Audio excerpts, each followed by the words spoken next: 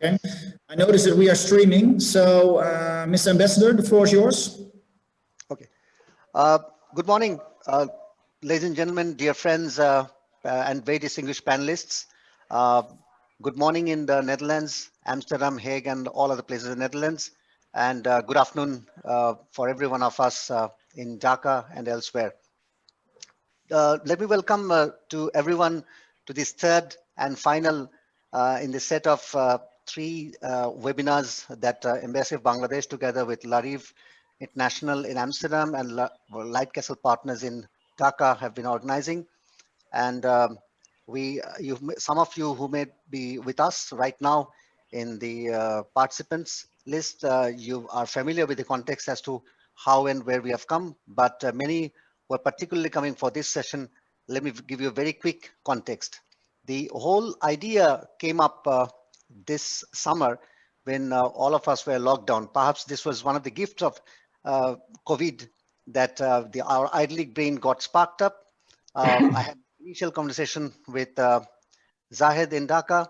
We realized that in case of Bangladesh and Netherlands, our relationship, engagements, and the potential perhaps are not mapped, particularly the economic engagements.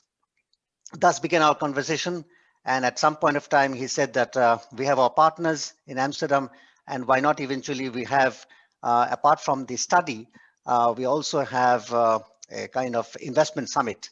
Thus came the idea. We walked along together. After 7 or 8 months of journey, we are here today in this particular webinar. So when we were looking at having specific, sector-specific webinars or investment conversation, we realized that water and maritime eminently features, and for all right reasons, as one of the focus areas. Here is an area which is so familiar to Bangladesh, and in the distinguished panel, we have a very balanced mix of expertise, experience, and wisdom to look at the existing ground that we have covered, as also the potential that remains to be tapped. I must underline that this is an investment or business summit, so it's not a typical business summit where we simply harp on the platitudes, but essentially premised on business principles or economic principles, looking at the potential Dutch innovators, SMEs, entrepreneurs, not the big ones. What kind of thing we can also signal with all four of you together, not simply the two gentlemen joining from Bangladesh.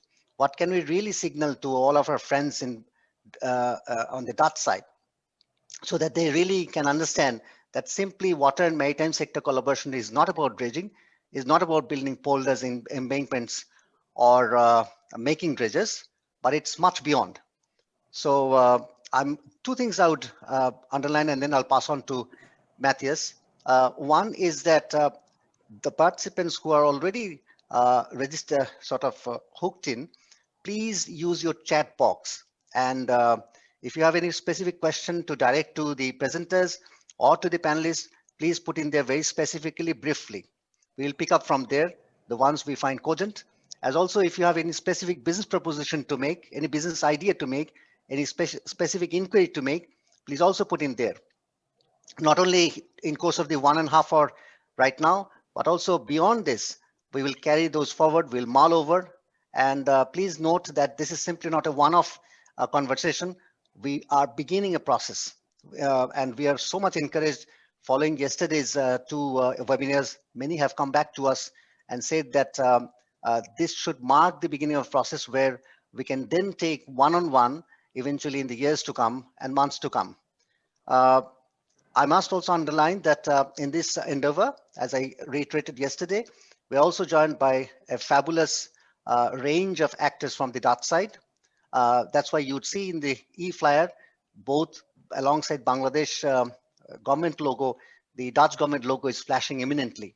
As much as my good friend Ambassador Harry and his embassy in Dhaka is with us, but at the same time, very important key players in Netherlands like RVO, the enterprise agency, as also FMO Bank, POOM, NAFIC, who brings knowledge, they're also on board. So that makes it a very interesting coalition, as also many of the chambers and industry associations in Bangladesh who have expressed interest, they have also joined. So it's a near equal conversation where both sides of the chessboard is a metaphor, sorry, are here on board. So without further ado, Matthias, please, it's your shot. Excellent. Well, thank you very much, Your Excellency, for this introduction. For today, as already mentioned, we will shortly listen to a video message of the Netherlands ambassador in Dhaka. And following, my colleague Saiful will share some views on the developments opportunities in the water and maritime industry in Bangladesh. Furthermore, we have an interesting panel from Bangladesh and the Netherlands with all experts in their respective fields in water and maritime. Allow me to shortly introduce them. We have Mr. Alam, who is the Secretary for Marine Affairs of the Ministry of Foreign Affairs of Bangladesh. Thank you for joining today. We have Mr. Saiful Islam, who's the chairman of Western Marine Shipyards, one of the largest shipbuilding companies in Bangladesh. Thank you for joining. We have Mr. Albert Hoek, representing Broekman Logistics, and we have Mr. Erwin Rietman on behalf of Nijhuis Industries, responsible for sales in Asia. Yes, good afternoon. We will give the floor to these gentlemen later on. But first of all, I think we would like to share a video message from the Embassy of the Netherlands in Dhaka. Zahad, can we start the video, please? Ladies and gentlemen, a warm welcome to the first ever virtual Netherlands-Bangladesh Investment Summit. Bangladesh wants to do business with the Netherlands. The Netherlands wants to do business with Bangladesh. Please allow me first to thank Ambassador Riaz Hamidullah. From the moment he started as the Bangladesh ambassador in The Hague, only last summer, he has hit the ground running. And not at a leisurely pace, I should say, but really with a sprint. He and his team have worked tirelessly to make this summit a success.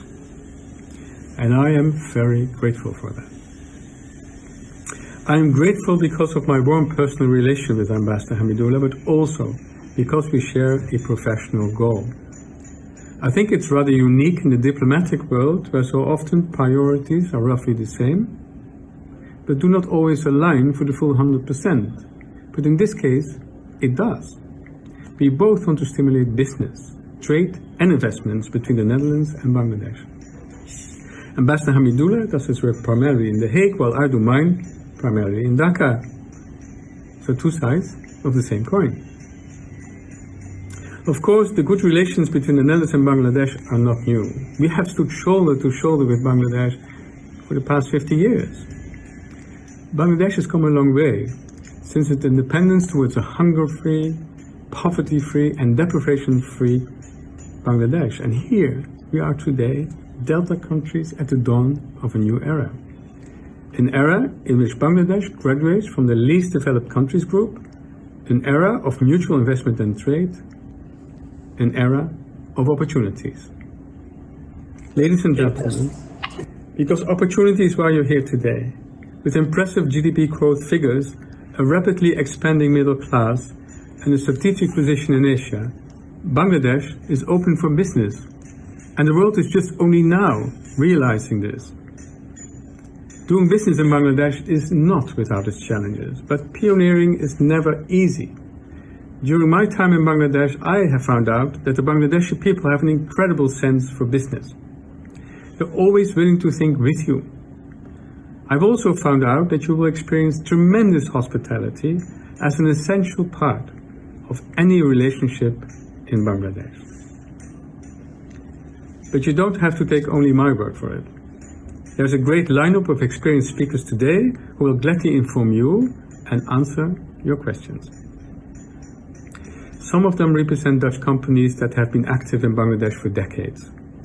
I hope they will motivate you to consider Bangladesh as a next Asian tiger, the Bengal tiger. Because I believe that is what Bangladesh needs, better branding. Too often, Bangladesh is considered to be disaster-prone, heavily populated and poor. Those challenges do exist, But one of my key messages to the government of Bangladesh is to promote the opportunities and the positive sides of this country. And again, Ambassador Hamidullah understands that better than anyone else. Ladies and gentlemen, if you're also able to see it too, then the potential advantages of being an early mover could reap serious rewards. In the follow-up to this summit, we will continue to work on increasing the available market intelligence for several sectors, and we will explore the opportunities for mutual visits and trade missions. Feel free to reach out to my team with any and all questions, and they will be happy to assist you anytime. While this summit is virtual, the majority of the participants are based in the Netherlands. I hope that once the COVID-19 situation allows for travel again, that I will be able to welcome you in Dhaka in 2021. Together with Ambassador Hamidullah and his team, my team and I stand at your disposal. I wish you a productive and inspiring meeting today, and we hope to see you back here all in Dhaka. Thank you.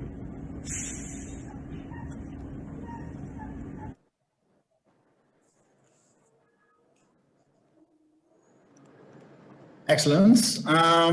So this was the video message on behalf of the Netherlands Embassy in Dhaka. Now I would like to give the floor to my colleague Sahed on behalf of LightCastle Partners, who prepared a presentation about the water and maritime industry in Bangladesh, followed by the panel discussion. Sahed, the floor is yours. Thank you, Matthias. Hello, everyone. Good morning to our friends from the Netherlands and also from Bangladesh.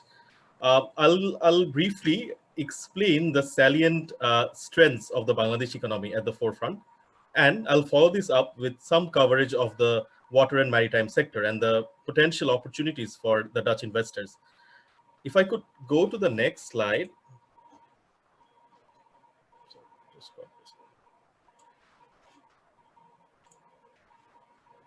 Yeah. So if you look at the GDP growth performance, you'll see that the economy has done quite well over the last 10 years. The GDP growth, average GDP growth has been around 6%, which is quite impressive given the fact that the region in general has experienced a lot of turbulence in terms of growth, particularly our larger neighbor.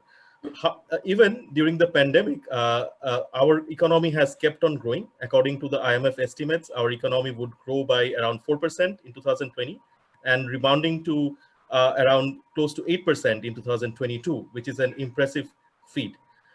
Alongside, our GDP per capita has also experienced a significant jump over the last 5 years, which has been driven by some factors, which I will be discussing in the subsequent slides. In terms of our GDP per capita, our GDP per capita has crossed $1,900, which for the first time has moved beyond that of India. And it's expected that our per capita GDP will remain above that of India in the future, which is a tremendous feat, given the fact that our per capita GDP was 40% lower than that of India even 5 years back. And alongside, given the fact that we have moved beyond the threshold of $1,800, we have actually moved beyond the threshold of the LDC countries, and we are hopeful that the country would be able to graduate as a middle-income nation within the year 2024.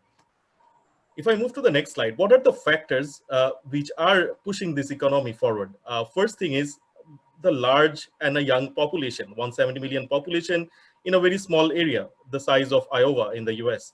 And we also have a very large working population. 56% of the population falls within the working class, 27 years of median age. And our population is quite inclusive in our workforce. If you look at female labor force participation, you'll see that 36% of our females are actually involved in the job market, where the figure is 21% and 22% for India and Pakistan respectively, which is significantly higher. And alongside, since we are already benefiting from the demographic dividend, we are also experiencing the benefits of density dividend, because around close to 1,200 people are ensconced in an area of 1 square kilometer, and which gives tremendous benefits for FMCG and different type of companies which are looking to target the Bangladesh market. if you look at the MSC, the middle and affluent class population, we'll see that the MSC population has been growing at a significant pace. And this has been egged by employment opportunities across the board. This has been egged by the RMG sector, remittances from abroad. And according to the BCG study conducted in 2015, the estimated MSC, the middle and affluent class population, would be 34 million in the year 2025, which is probably even larger than population of many of the countries. In terms of the FX reserve, our FX reserve is currently at an all-time high of 41 billion, which can easily cover our import payment for 8 months. And our inflation rate is stable, and our debt to GDP ratio is 36%, which is significantly lower than our peer economies in general. In terms of our strong relationship, since Netherlands recognized Bangladesh as an independent country in early 1972, our relationship has been going strong. Not only have we received different kind of support from the government, but there has been significant investments from the Netherlands, particularly driven by FMO. In 2020, ACI Motors received around $13 million. Omera received an investment of around 8 million euro. And we also have received investment from large blue chip companies like FMO is one of the investors of Grameenphone, which is Bangladesh's largest telecom service provider. Alongside Dutch Bangla Bank FMO is one of the founders of Dutch Bangla Bank. In terms of our FDI contribution, Netherlands contributes roughly around 21%.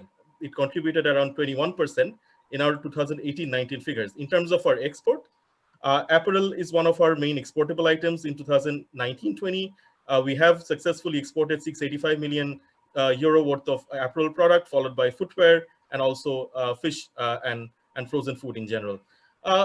Having said that, we believe that there is a lot of scope for improvement in terms of attracting FDIs. Our FDI contribution is just 3% when you compare it with the overall investments. And we genuinely believe that there is a lot of scope for improvement, and the government has been trying its level best in order to improve the ease of doing business ranking. And we are seeing that in terms of higher FDIs when you compare with the previous years. Now I'll just briefly cover some of the key factors which we need to take into account while looking or analyzing the water and maritime sector. Firstly, I would like to share a bit more details about our blue economy. As we know, we have a huge ocean. So since we have ports, and here we believe that, according to the research as well, there is potential resources, minerals, which includes potential offshore gas and extraction of potential oil. And we also feel that the research shows that there is significant opportunities for exploiting the marine resources in general. However, there are some opportunities for collaboration, which includes marine fisheries, natural resource extraction, and also maritime transport, where Netherlands can actually support us. For example, for fisheries, we don't have deep sea trawlers, and there is a good opportunity for the Netherlands to supply us with these deep sea trawlers. In terms of water management, we believe that, or according to the research done by the World Bank Group, the demand for industrial water would increase by 109%. Demand for domestic water would increase by 75%, which shows that there is a significant demand for drinkable water. There's a significant demand for equipments related to water management in general. As we know, the RMG sector contributes a significant portion of our country's GDP, roughly around 8%.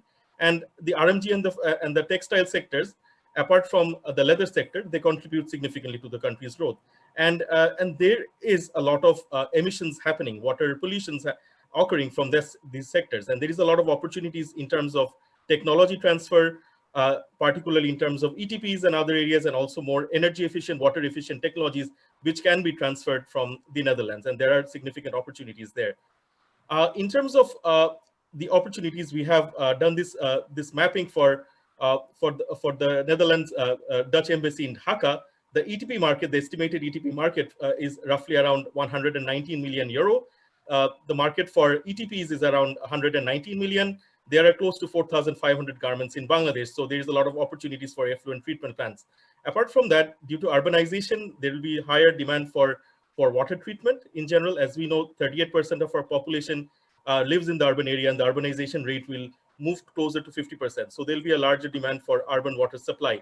And as the ambassador has already mentioned, there is a demand for dredging, land reclamation, which will keep on being sort of like an important part. Apart from that, water treatment facilities in the economic zones, there are close to 100 economic zones which are being planned over the last of the next 10 to 15 years, and there is tremendous opportunities for setting up the ETPs in these economic zones. These are some of our success stories for Dutch players. Royal IHC and Damen have been operating since the 70s, and there is a lot of opportunities for further collaboration in the coming years. In terms of shipbuilding, although our current market or the size of our export is not that high, but there is a lot of opportunities for growth and collaboration with Dutch counterparts. Last year, in 2017-18, Bangladesh exported roughly around 26 million euro worth of ships, and our specialization is in terms of smaller ships with lower deadweight tons. And there is a lot of opportunities for the growth in this sector, and some of these opportunities include development of shipbuilding technologies, upgradation of shipyards, supply parts, components, and fittings, which would be required for building ships. And we believe that there is a lot of opportunities for collaboration since the Dutch have significant expertise in shipbuilding. I'll stop here and hand over the floor to Matthias. Thank you. Excellent. Thank you, Zahad. So as mentioned by yourself, both Bangladesh and Netherlands are both water-rich nations located in delta regions and having significant experience with coastal protection, inland waterways, etc. But we also, both countries host substantial ports. For example, Chittagong and the port of Rotterdam. A number of the panelists today, they are based with their organizations in these centra, which also host various related industries, such as storage, processing, distribution, shipbuilding. So we are keen to learn more about the views and experiences of the panelists with doing business in Bangladesh, but also where they see opportunities for further collaboration between the Dutch and Bangladeshi organizations. Let me firstly start with a few questions I have for Mr. Erwin Rietman on behalf of Nijhuis Industries. Erwin, first of all, if you would be so kind to shortly elaborate about the activities of your organization and then maybe specifically on what you are doing in Bangladesh. You're still on mute, Erwin. Yeah, I will shortly introduce our company. We are Nijhuis Sour Industries nowadays. We design, manufacture and supply complete wastewater treatment plants all over the globe for all kinds of applications. That can be from, let's say, intake water to wastewater. If we look specifically to Bangladesh, we have supplied some wastewater treatment plants, mainly for the textile industry. Where we treat effluent up to, let's say, discharge limits, and we can even go up to reuse limits indeed. And we are still in discussion with a lot of potential clients at the moment in moving that direction at the moment. So that's in a nutshell what Nijhuis is doing indeed. Yeah, and specifically in Bangladesh, how long have you been active in this? We are now roughly about 3 years getting more active in Bangladesh. We have a partner now in Bangladesh since a couple of years indeed. And that's working properly, I must say. And Bangladesh is quite an important market for us because we see there are quite some economic growth, as also indicated earlier about roughly 80% of all wastewater at the moment is treated in Bangladesh. So there's a lot of opportunity for companies like ours to deal with that need. And of course, there is the Delta Plan, which gives priority as Dutch and Bangladesh government, where we could play a major role in. But yeah, textile, food and beverage, a little bit oil and gas industry, if applicable, is a focus area for us in the coming period. Yeah, so active since roughly 3 years, and could you elaborate a bit on your decisions to become active in this market and your first experience so far?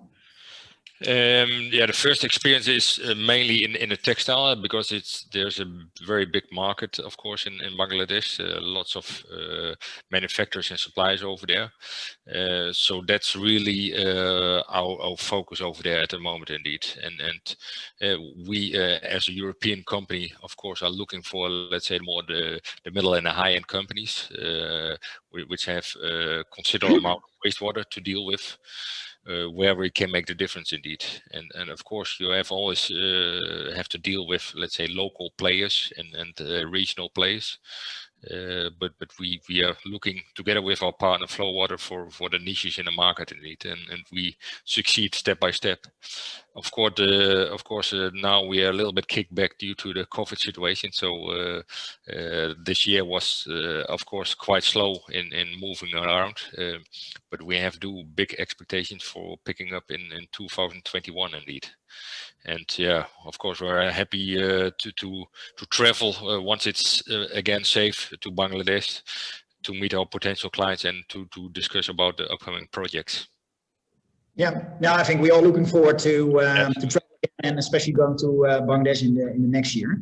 Yes. Maybe final question before I move on to the next speaker. Your company is active in various markets in Asia. What differentiates Bangladesh, for example, from other countries in South and Southeast Asia? Yeah, the way of working is a little bit different, I must say.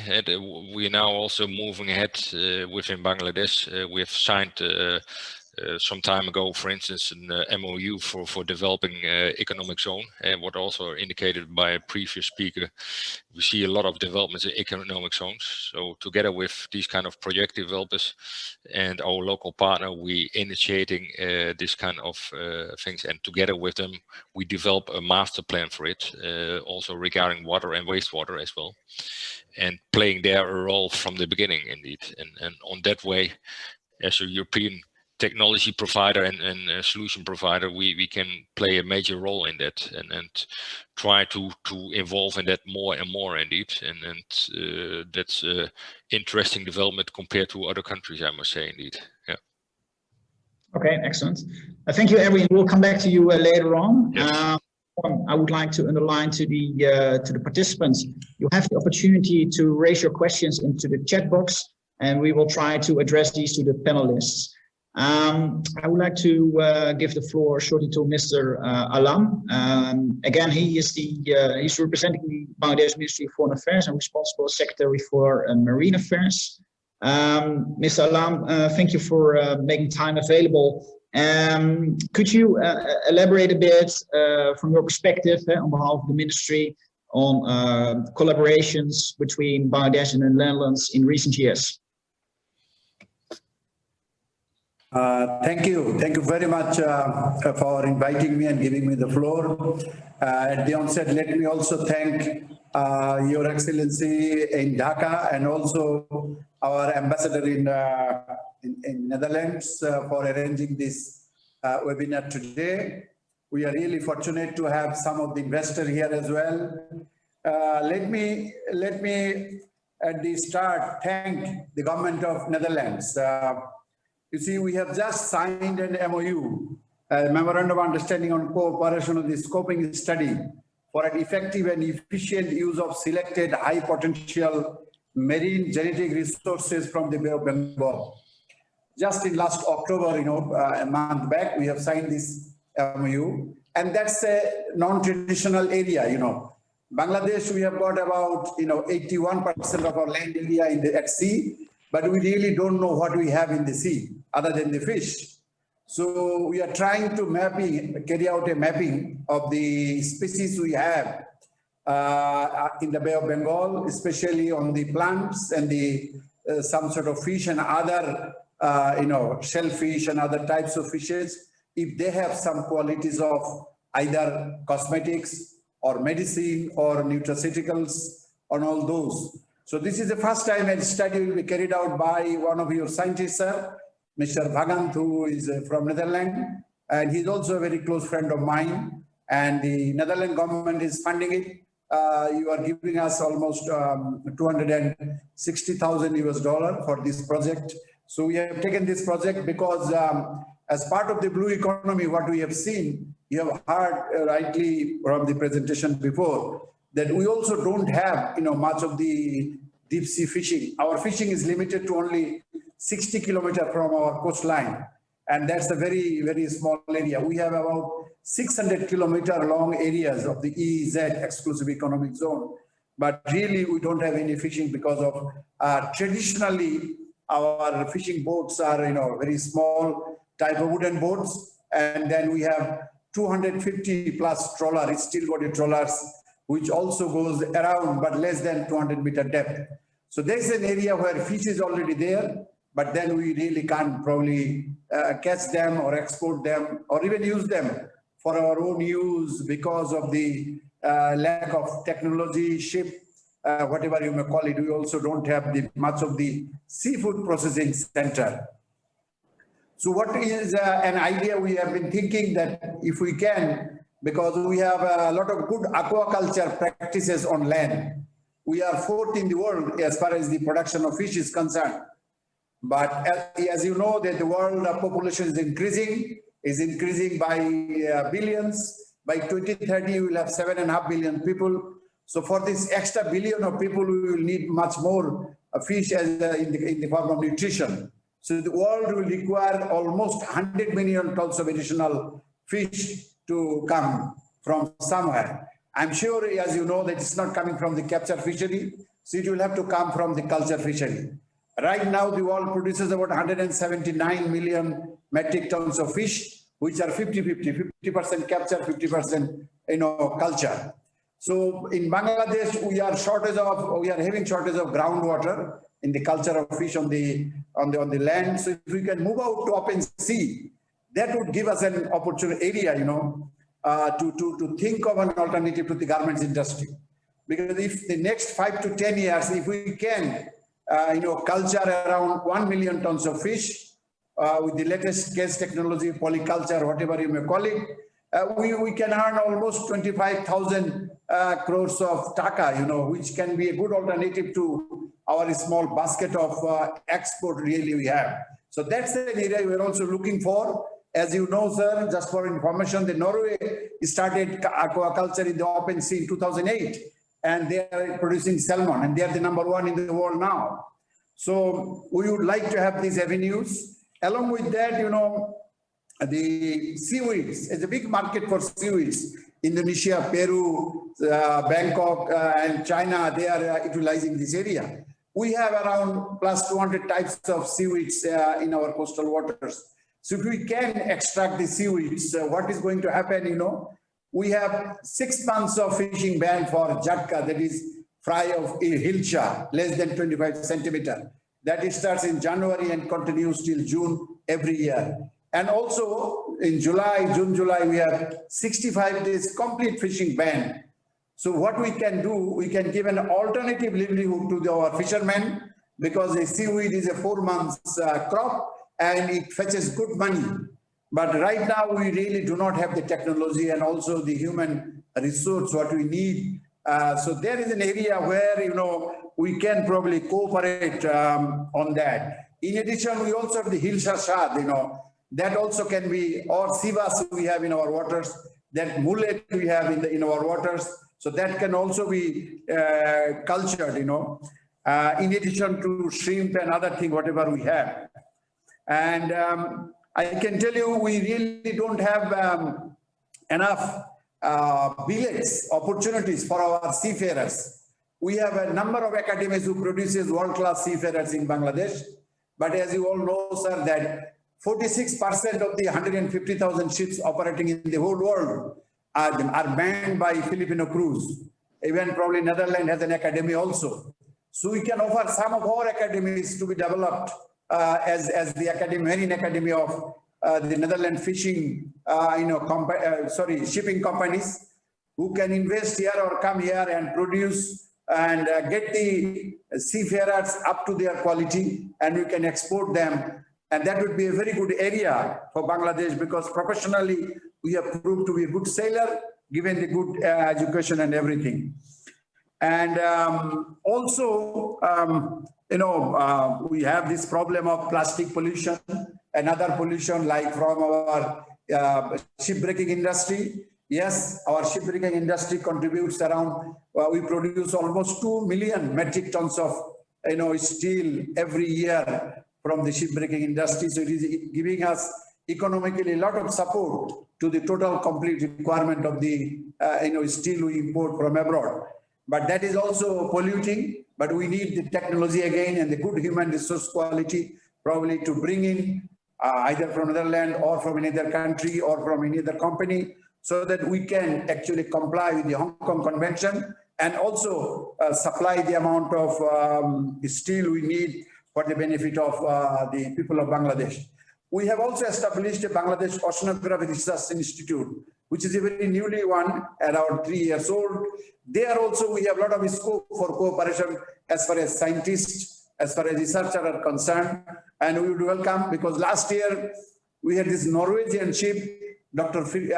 Nansen Fritzroff, which came into Bangladesh and carried out stock assessment of fish in the waters of the Bay of Bengal. It was sponsored by the FAO. We could carry out the assessment of the pelagic fish, but we have not been able to carry out any stock assessment survey of demersal fish.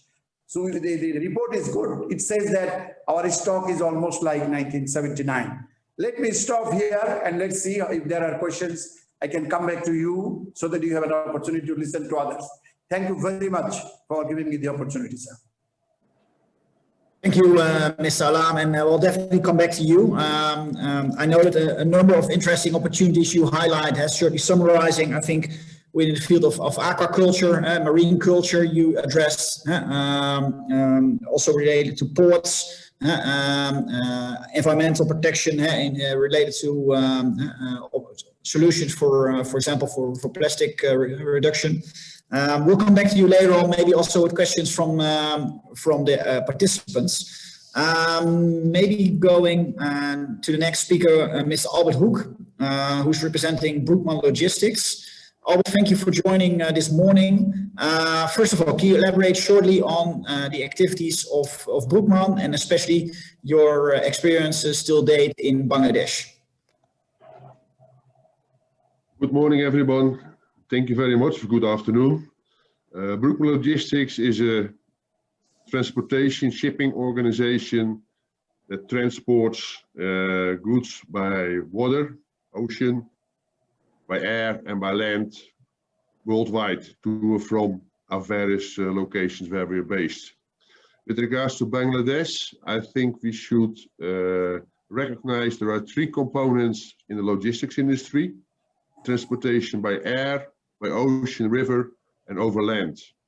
And all three involve packing and unpacking of the products, storage, distribution, via warehouses, and customs formalities.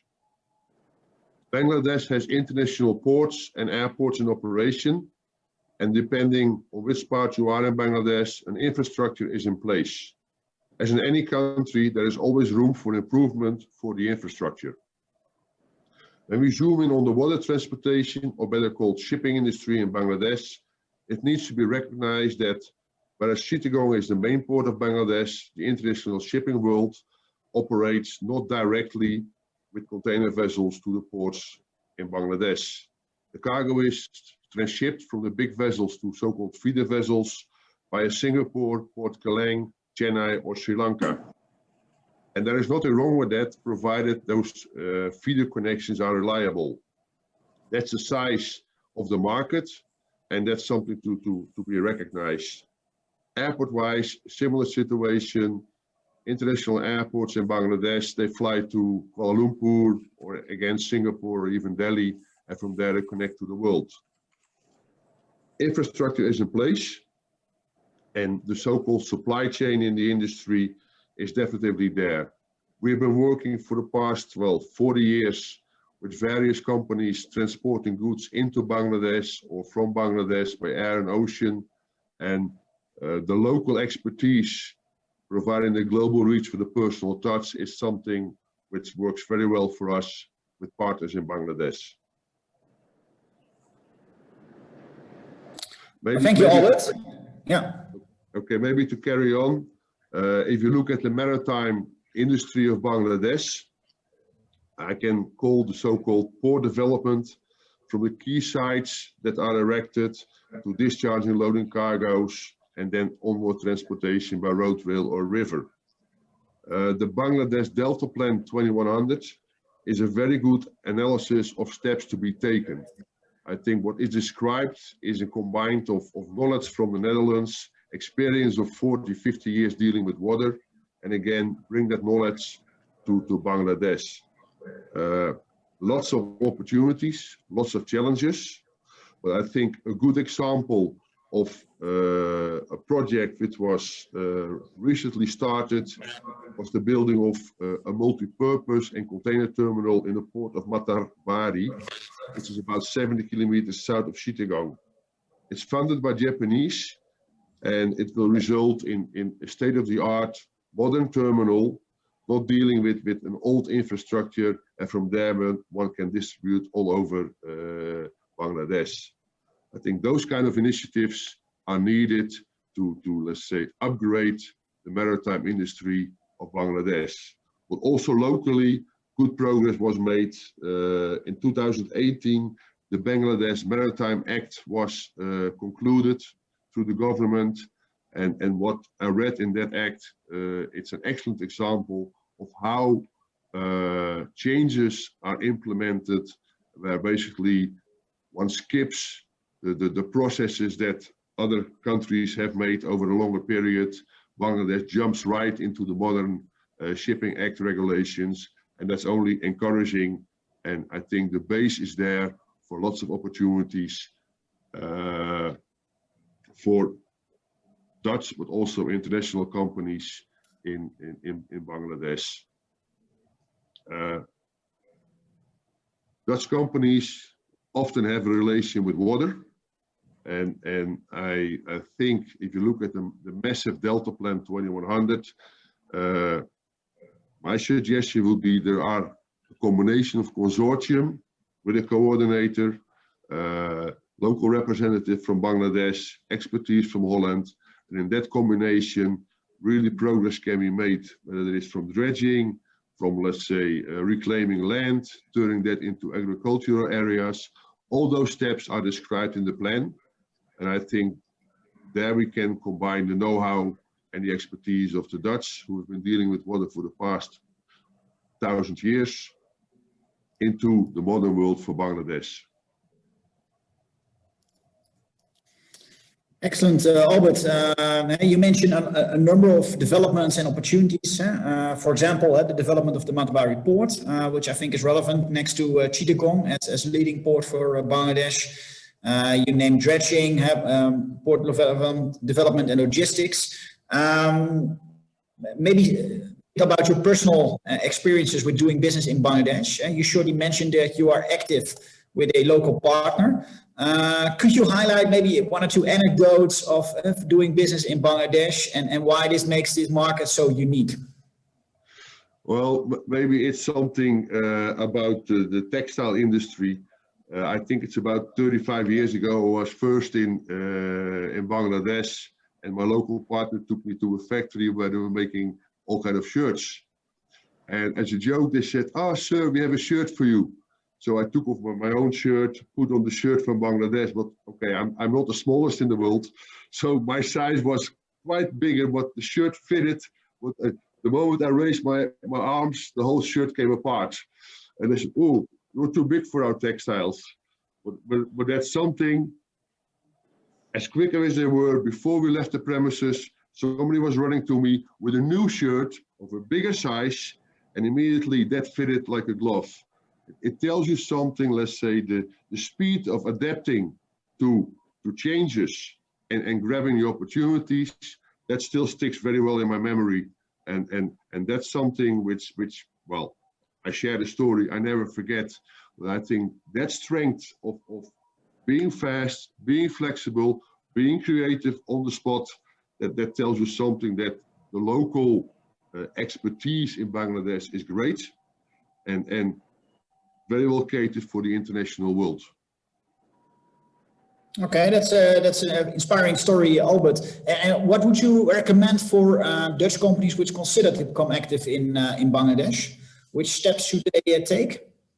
I think the main thing is to go down in a down-to-earth way. The moment you think whatever works in Holland will work in Bangladesh, you're wrong. Make sure, let's say, you get a taste and a smell of how things work in Bangladesh.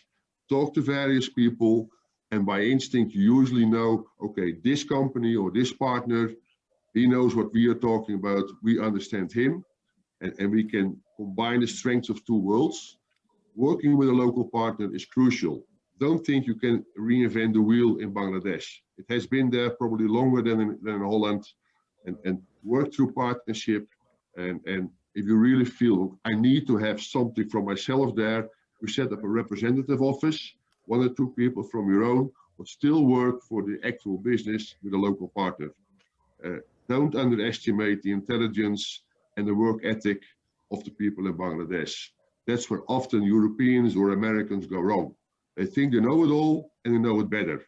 And that is so wrong. Okay, these are some wise recommendations. Thank you, Albert. I would like to give the floor now to Mr. Islam. You are the chairman of Western Marine Shipyard. As we understand, one of the largest shipbuilders in the country. Pleased to have you on board today. Would you be so kind to elaborate a bit on the activities of your organization? Thank you for having me here. First of all, I would like to express my gratitude to our embassy in The Hague, and also the embassy here, Netherlands embassy here in Dhaka, and I express my gratitude to both the ambassador and the organizer. Let me say something about my organization, that we are in the shipbuilding. We are one of the largest shipbuilders in Bangladesh. We have already exported the 52 ships around the globe, starting from small passenger ships, which we have.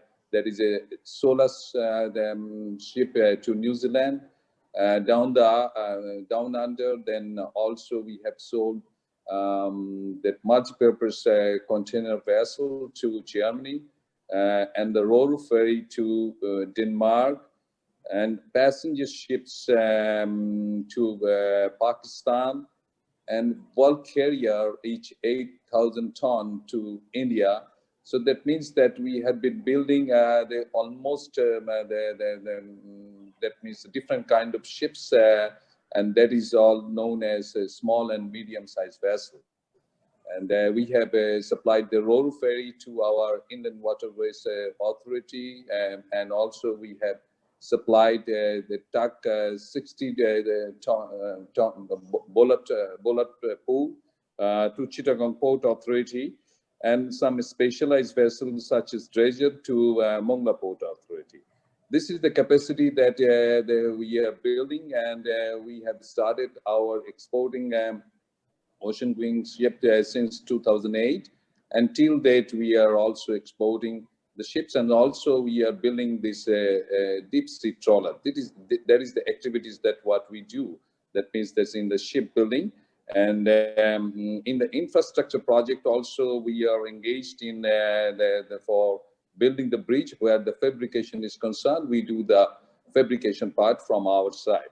So I would like to say particularly that whether the opportunities here in the waterways in Bangladesh, you must be knowing that that we have got 300 rivers, which is around 24,000 kilometers of river. Out of that, 8,000 kilometer of river is navigable during the monsoon time, but 3,500 is navigable during the winter time, what we say that during the dry season.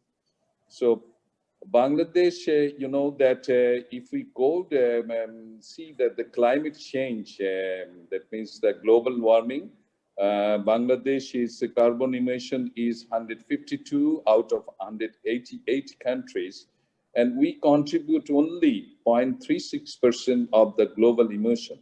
But unfortunately, Bangladesh is being badly affected for this global warming and the climate change. It is the 160th country among the 181 countries. So the reason I'm telling that, as I say, that inland waterways, there are a lot of opportunities coming up. And if you think about the carbon credit, that how we can encash that one. That means that the statistics say that the distance between Chittagong and Dhaka, which is the main hub for transportation of the goods, that in that hub, we see that if the transportation it takes place by inland waterways, that means someone has to pay 600 taka for ton, and 1200 taka for this if you transport it by train.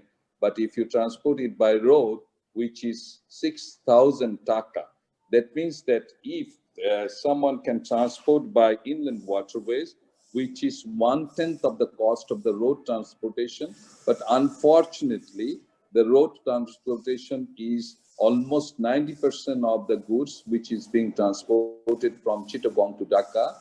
And the trading of the goods from Chittagong to Dhaka, if you consider our export and import, is almost 80% of our total transportation. So there is a great opportunity where I can see that if we invest something that on a bilateral basis, I can see that in the ocean-going ships, Dutch owners, they have a significant portion of ownership in the ocean-going ship.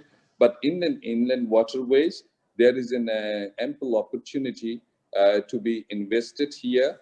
And then the question comes whether it is navigable or not navigable. During the dry season, it is around 2.5 meter or less than the restriction is not there. The government has taken up a big program to dredge out the river, but it's still the performance-based dredging that which can be taken up by the Dutch companies. They can make a contract with the Transport Authority to maintain the dredge, maintain the river, so that it has around the year. If it can maintain 4-meter draft around the year, then you can the investor, the World Bank has targeted about 2 billion in loan or grant to support its ambitious climate adoption plan. To support our adoption plan, there is a $2 billion. That means you can take advantage of the carbon credit. That is a good thing that we can think of it. And regarding the shipbuilding, what we feel that if there is a transfer of know-how, the equity can be in the form of money, but instead of that, if there is any transfer of know-how, that can be worked as an equity from the Dutch counterpart, what I can see down here. But Mr. Alom, he has given all the details about the blue economy, which I do not want to repeat. But still then I will go on the Delta Plan 2000. In this Delta Plan 2000, that what we see that there will be a reclamation of coastal area of 35,000 square kilometer. And there will be 24,000 kilometer river infrastructure development. That means a huge project will be coming. That means which the government has targeted in 2030. There will be an investment. The government has to invest in up to 2030 about $38 billion for this Delta Plan. So there is a good opportunities here. And I also, we have a dredging company down here. There are a lot of good dredging companies down here. The Netherlands, they have got big dredging companies which can do the technical, the exchange of technical know-how. That can be a great help. At the same time, the partnering.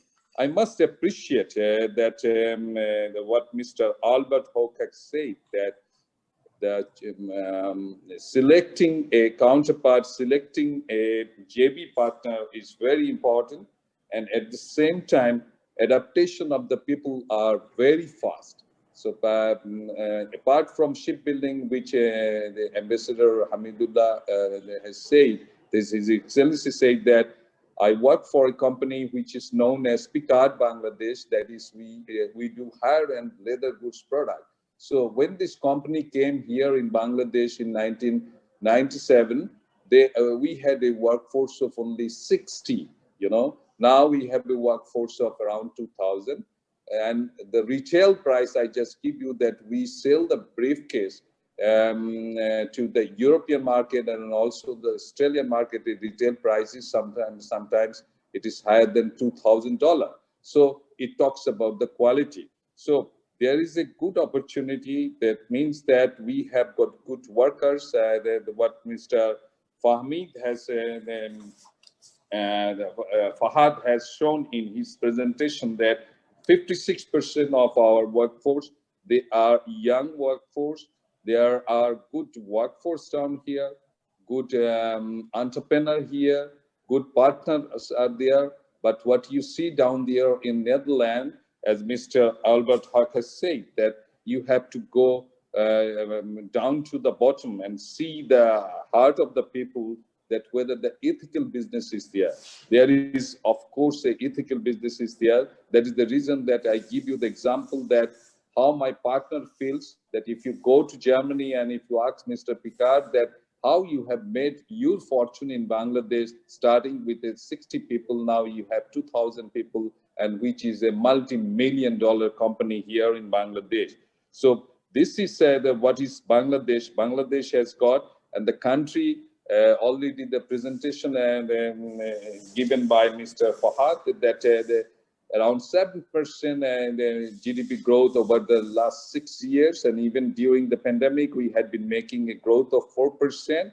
But still, we do believe that this, as we say, that 21st century is the century for the Asian. And you can see that the business is also shifting from Southeast Asia to South Asia. So shipbuilding is a sector where we see that the Dutch, they are the master of this shipbuilding. We can emphasize on the specialized ships such as the tugs, that means the trawler, that means the deep sea trawler, which we are also building for the Norwegians, which are quite big. They're having a capacity of 2,500 tons. That is deep sea trawling.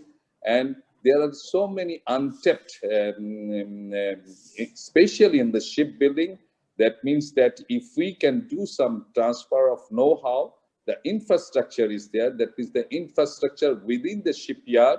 But as a whole, the government has taken up a lot of infrastructure projects, which did not take place in the previously. But now we have got around $57 billion of infrastructure project. So the Mathabari port, where there are a lot of things are going on, where the draft will be 16.5 meter, where the 8,000 TEUs carry and can come straightway to Mathabari port. In that case, we won't be needing this feeder service anymore once the Mathabari port is in operation. So as time is limited, there are a lot of opportunities are coming up, but during this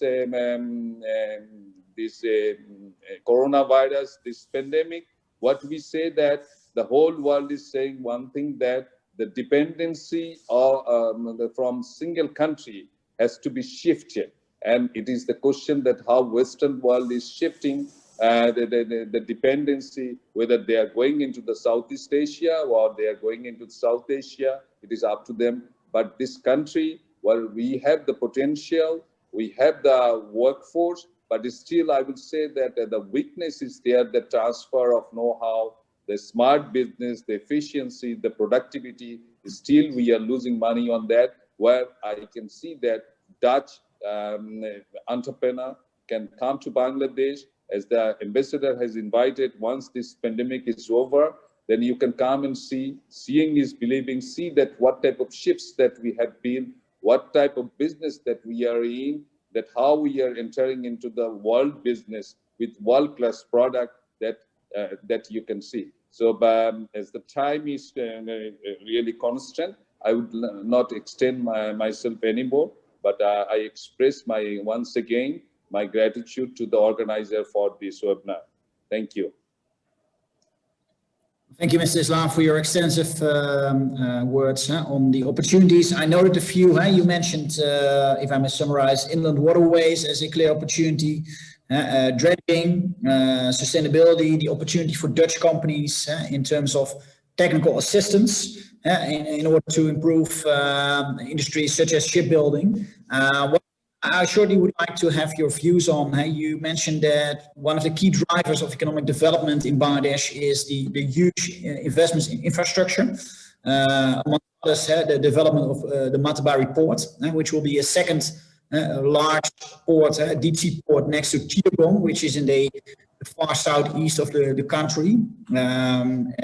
What will be what is the expected change, let's say within logistics in general, when the Matabari port will be operational?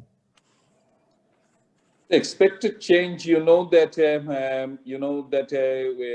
our export to the Western world, that is mainly the ready-made garments, which the size of the ready-made garments is the second largest in the world. It is $34 billion. But unfortunately, the lead time is almost going to the port of Rotterdam. It takes almost 4 to 5 weeks, but it should not take more than 18 days. So most of the vessel, because I see that here some of the speakers, they are also from the logistic, that we are losing a lot of time, at least 3 weeks time for feeder operation. The feeder operation which gives feeds to the mother vessel.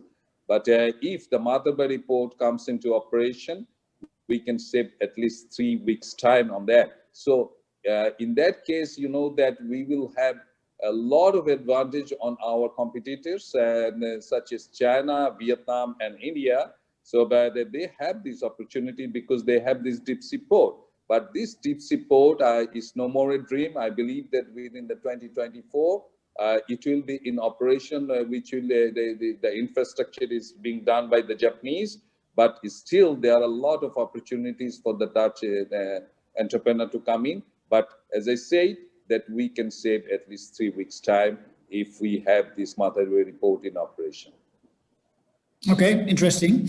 A few of the questions which are dropping in from the audience. Let's see. One question we have for Mr. Rietman from Nijhuis Industries. We learned that you have a local partner which is named Flow Water, and you're furthermore working with FMO, one of the largest financial institutes from the Netherlands, where you actively try to play a role in wastewater treatment in special economic zones. Erwin, could you elaborate shortly what is your role and ambition with respect to being active in special economic zones in Bangladesh? Yes, we can do. Yeah, it's basically to support this kind of company or investment companies to develop the plans that can be from initial how to scale up in the future. Making design for that, support it, also maybe looking for possible financing, of course engineering and also execution. And nowadays we also might be interested in operation and maintenance as well of these kind of plants. So we're covering basically from beginning till the end this kind of developments. But okay, we just started with it last year, so it's still pretty new for us on such a scale. But we do have the capabilities of that.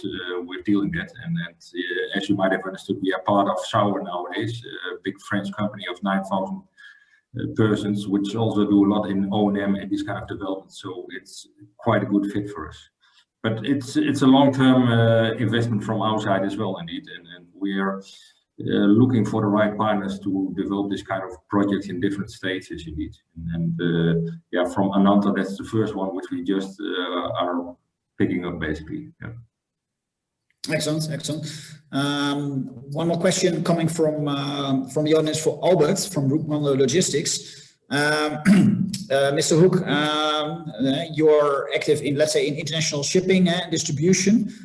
Taking into consideration the huge number of rivers in Bangladesh and the opportunities for further development of inland waterways, what would be your recommendation from the perspective of Broekman Logistics to further improve inland transport with relation to the waterways? Okay, thank you. I think first of all, you have to look at what I call the river infrastructure. How deep is the river? How many bows and things you are facing? And is there an air draft by bridges? Add on what we call the night navigation. So it's possible to operate, let's say, river ships on the river at night, because that way you save time. Those are base elements to look at river transportation. And then there are plenty of smaller, let's say, river ships available in Europe. Those can be, I think, purchased second-hand, or they can even be built in Bangladesh shipyards themselves. And then look for the critical point is how many tons you have to transport to make it economical viable. And then preferable, you look for two-way traffic, upriver, downriver. Those are bases you have to investigate. Not an in-depth market research, but very much common sense. Which factories are producing are located alongside the river, upriver, and what is the distribution downriver. If I think it takes a week of let's say 2-3 people working and making calls and knowing the local circumstances, then you have the base foundation information to, let's say, initiate inland river shipping. It starts with make sure you know the infrastructure. How deep is the river? How long can the river ship be to be operated and still navigate over the river? Night navigation, and look for the market. What are the producing companies who are distributing import and export? Can I add something on that? Please go ahead, Salam. Thank you. Thank you. Let me just elaborate a little bit on whatever he has contributed. That we have a trade last year about $90 billion, both together, export and import together. And there were about 3,664 ships which carried our imports and carried back our exports from the port of Chittagong, Paira and Mongla. But there is only one inland port near Dhaka, which is called Pangao, Presently, it is operating with only 10 ships that is carrying container from Chittagong to Dhaka, as Mr. Saiful has said. But we have the capacity here about 116,000 containers can be carried and put forth here. But right now we only operate, less than 35,000 because of number of ships. So to really relieve the road congestion and burning of mustard fuel and the cost and pollution, we can very well, we can look for the alternative to carry the containers from Chittagong to Dhaka or from other ports to Dhaka through the river routes. As you will appreciate, that 76% of the containers originate from Asia. So Bangladesh will continue to play a big role in the near term and as well as in the long term container carrying capacities. So if this route can be developed, I would say that we would be saving a lot of money. Every year we are paying almost $5 billion as a freight charge for the ships which are carrying our cargo, So we need to develop these inland routes so that the dredging has already been discussed, but we don't have ships. There are only 10 ships right now operating for carrying the containers to and from Dhaka to Chittagong. Thank you, sir. May I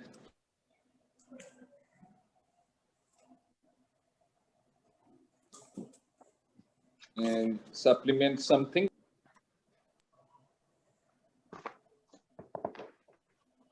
As Mr. Albert Hoek has said that the volume, I will say that I was just going through the figure.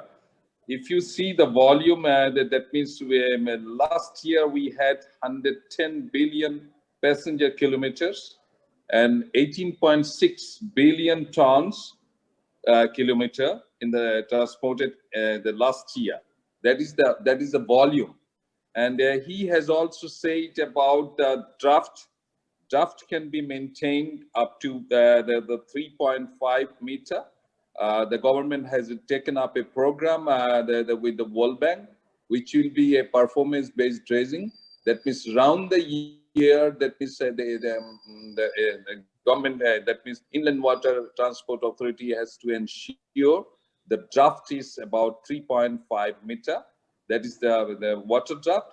At the same time, the yard draft is still the yard draft I'm talking about, in line with Mr. Aloma, what he has said, that we are talking about the vessel, inland water container vessel, which should be around 186 TEUs to 200 TEUs. So if it is more than 200 TEUs, I believe that then you will have a problem with the yard draft as well as the water draft. But still, it is feasible on that end. But on top of that, I say that if we can take, if the investor can take the advantage of the carbon credit, which is a great advantage, which we'll be getting from the World Bank and other development partner, there is a possibilities. Thank you. Excellent. Thank you, gentlemen, for sharing your views. In view of timing, I would like to give the floor to His Excellency Ambassador Hamidullah to share his views and maybe also providing a summary of the discussion today. Followed, I would like to give shortly the floor to each of the four panelists on some remaining remarks and their advice to Dutch companies which seek to do business in Bangladesh. So, Mr. Ambassador, would you be so kind to elaborate what you have heard from the panelists this morning? Thank you. Thank you, Matthias. Listening to the presentation initially from Zahid, as also the continuing conversations in preparation to this webinar and the presentations from the four distinguished panelists. I was trying to jot down very pertinent points which have come. Perhaps the following could be some points or reflections worth taking note of as we wrap up. First is waterways transportation. Currently 3,000 to 4,000 kilometers around the year is navigable river waters. And after dredging, that's going to increase significantly, if not many times. So that's also a point that we need to take note. So one is that existing waterways, but also that waterways availability would increase. Inland riverine transportation will outpace or can outpace. It's said that it's a 1:9 ratio road and rail transportation cost, competitive, efficient, fast, smooth, seamless. Boats and vessel building design is another area. Conversation is, though, largely is focused at the moment on dredging. We have on the Dutch side, Damen, IHC. On the Bangladesh side, we have Western Marine, Mr. Saiful Islam is here, also a couple of others. But conversation needs to go beyond dredging. Mr. Islam said about 52 ships that they have built over the last 1 decade or so. But the range is important. Their capability in terms of making not only small vessels, but also mid-range, meaning 8 to 10,000 DWT and beyond. I should also underscore that there's another point which perhaps was pointed out by someone in the chat, is that financing for shipbuilding industry. That's another opportunity for the Dutch side. If they go without intermediary, that can be a possible fantastic win-win. And that's something we can take forward later. Because of which actually the shipbuilding industry in Bangladesh is largely constrained at the moment. On ship breaking, there was a point. I think the point is that how to make it sustainable, responsible, compliant. The word used was green, and I recognize there is a PHP shipyard, which is the only green shipyard, so to say, is also there, and they made the footprint in chat. There's also a reference, I think, from Mr. Hoek, about refurbished riverine infrastructure that may be looked at later. Overall, shipbuilding technology, provisioning of parts, components, accessories, and innovation across the wider spectrum of shipbuilding industry holds promise for both sides. Again, another win-win. Opportunities also should go far beyond. For example, this traveled to me through a chat from someone who is listening elsewhere. that, for instance, our Bangladeshi traditional boats and vessels run on single-stroke diesel engines, whereas in Netherlands, these are run on CNG engines. This conversation has come long back. So conversion of engines and making the vessels spill-proof is another significant opportunity. There is also possibility for collaboration for the Dutch private operators in terms of training for merchant mariners and sailors that came from Mr. Alam. I think the point about carbon footprint trade-off is coming quite a number of times. Marine resource, meaning seafood and minerals, for example, is an opportunity to be tapped. Obviously, technology is the issue. Technology solutions, if those come from Netherlands, there's something for Bangladesh to take it forward. Both sides can also gainfully explore further how to engage in building range of ships, vessels, boats in Bangladesh with duct technology and design.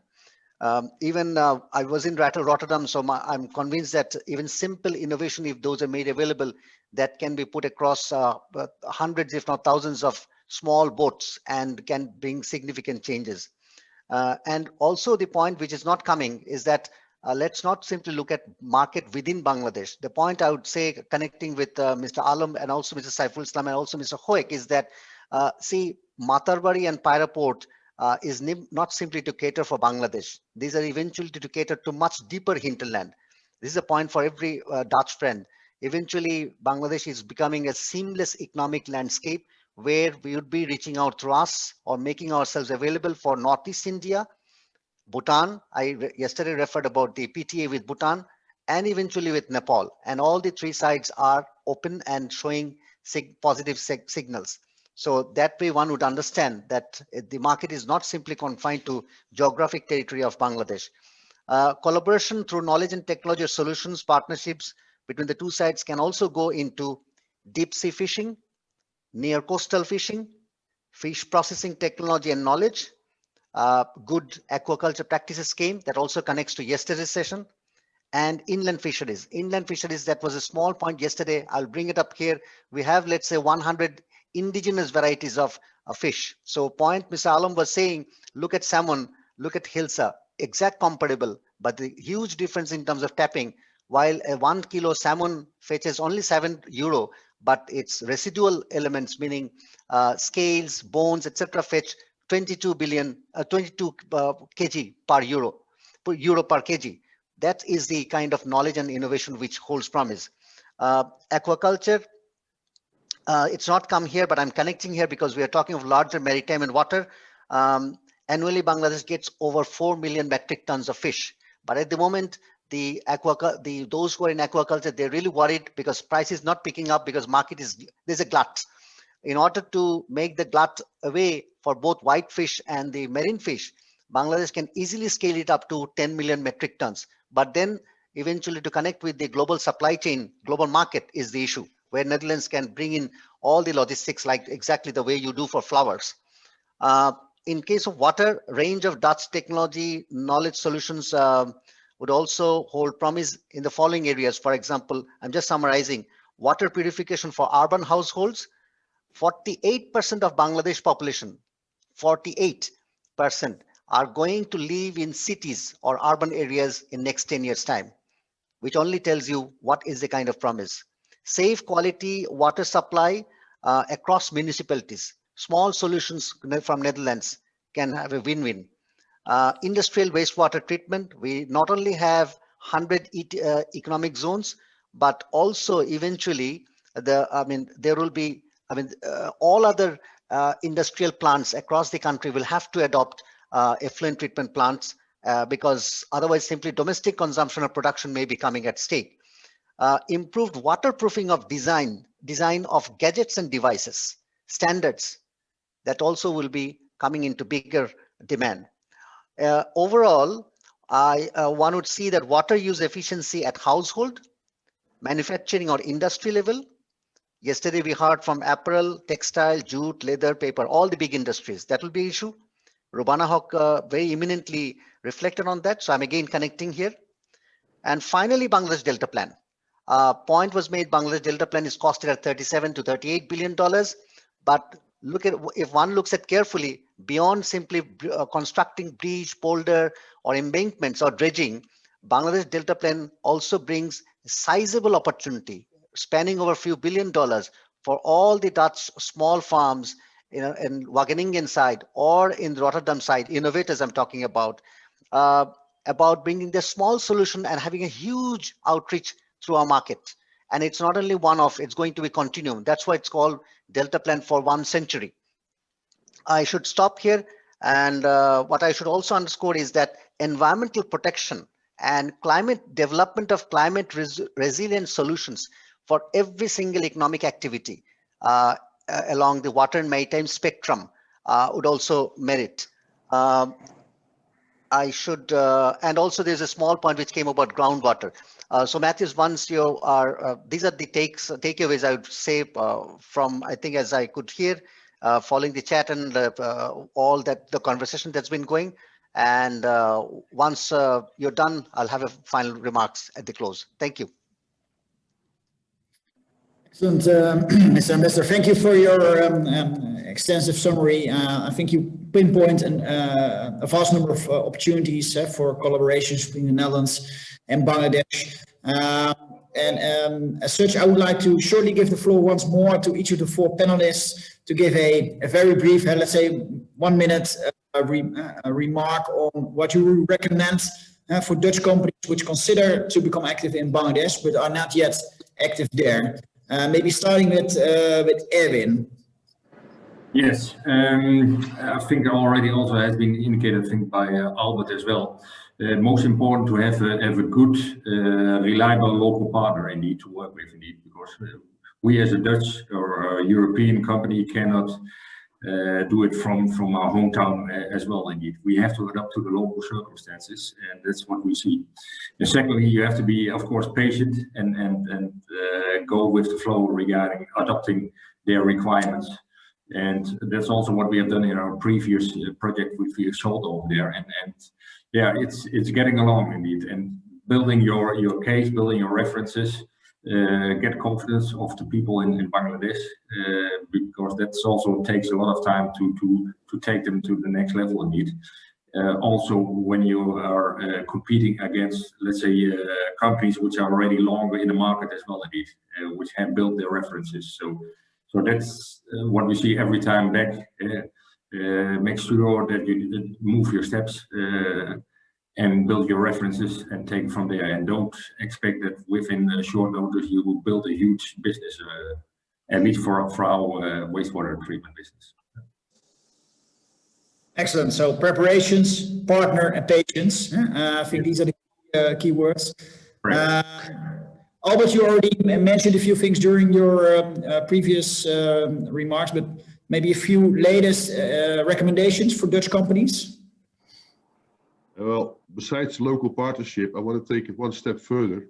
If you are in a project, let's say agri-food, and then you have logistics, you have the farmers, you have the growers, you have the distributors, you have to build a warehouse, a packing line, a sorting line.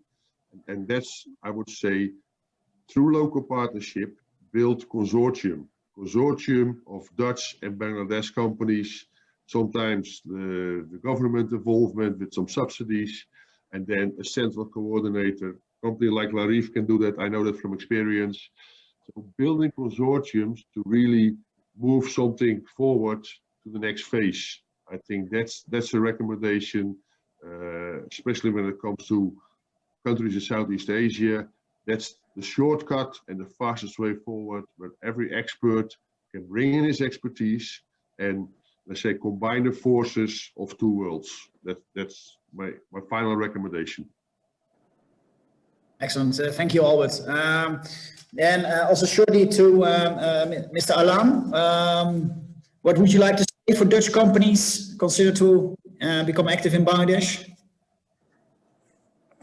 Thank you. Thank you very much. Again, I would say simply that whatever sector you would like to come in, Bangladesh would be open with its arms, you know, whether you call it fishing, whether you call it shipping, whether you call it a floating solar energy in the Bay of Bengal, or ecotourism, which I could not have time to discuss, and also for the commercialization of the marine genetic resource project, which we have undertaken with the help of your funding by the government. We would be welcoming on all the sectors, including inland waters and everywhere.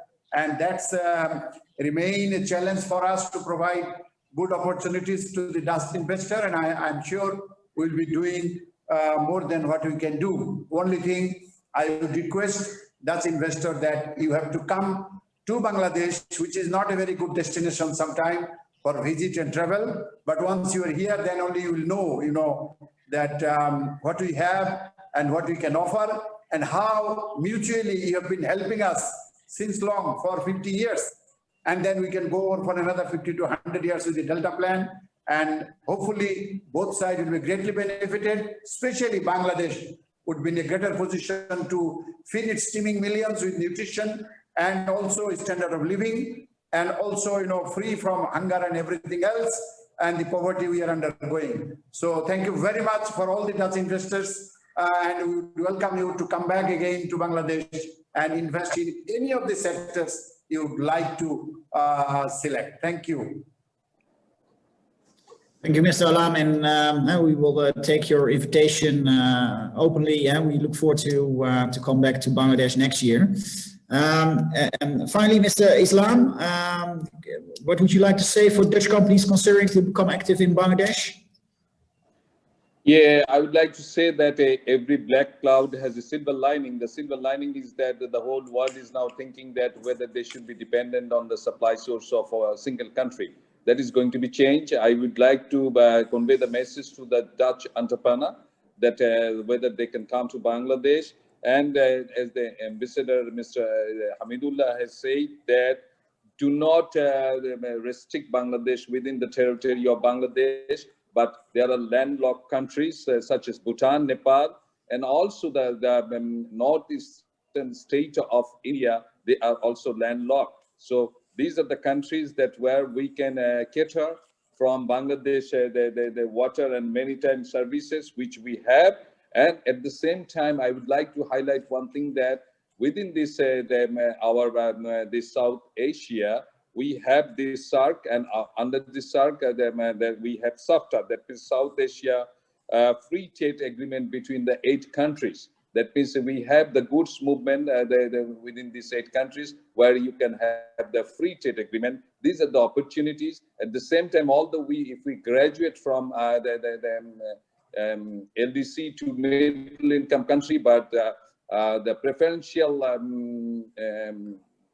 trade agreement that what we get from EU, I believe that that is to be continued. So still Bangladesh will be preferred, and we will have the market access to European countries. At the same time, the shipbuilding industry is going through the turbulence, and we would urge, if there is any potential investor down there, transfer of know-how and low cost of fund, if there is the equity partnership, and if there is anything, I believe that there is a good opportunity here in Bangladesh. Thank you.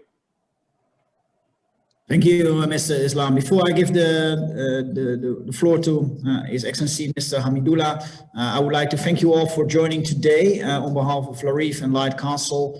And Mr. For you to close the event. Yeah.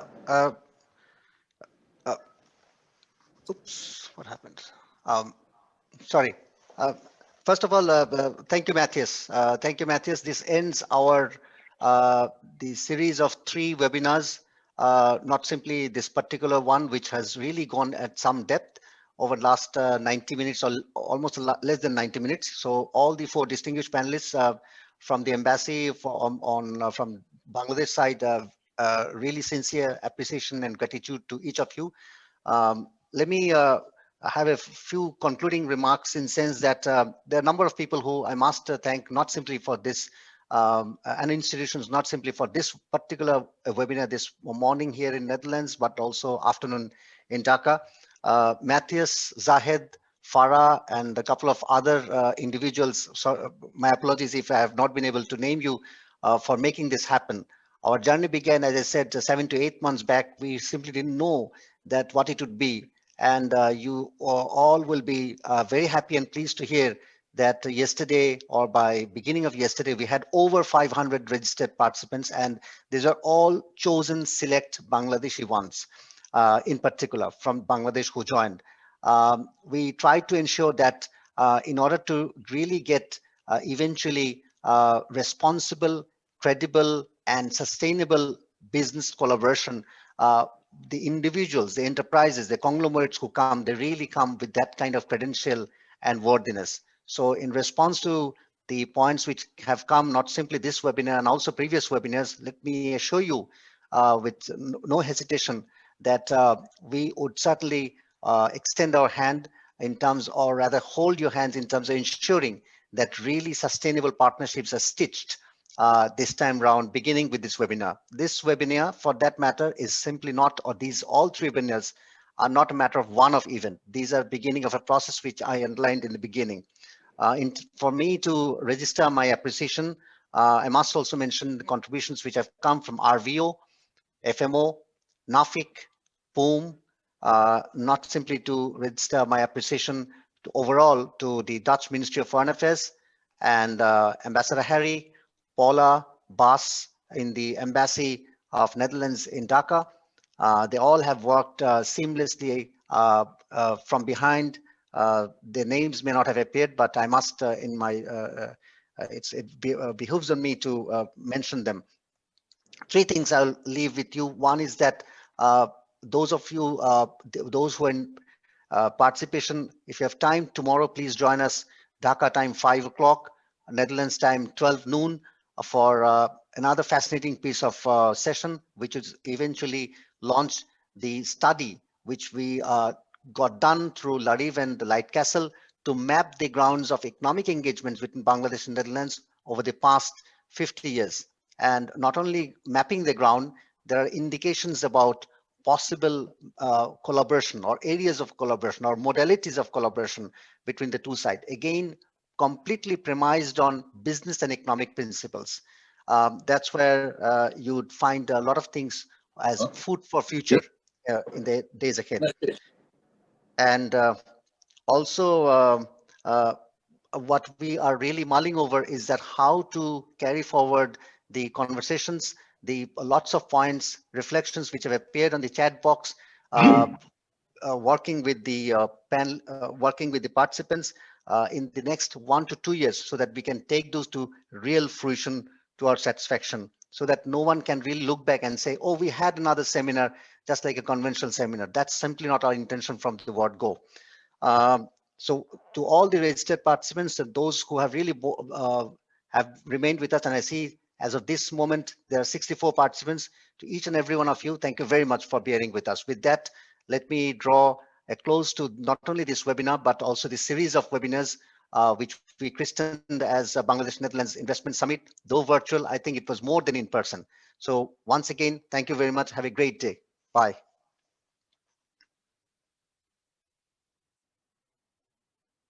Zahid.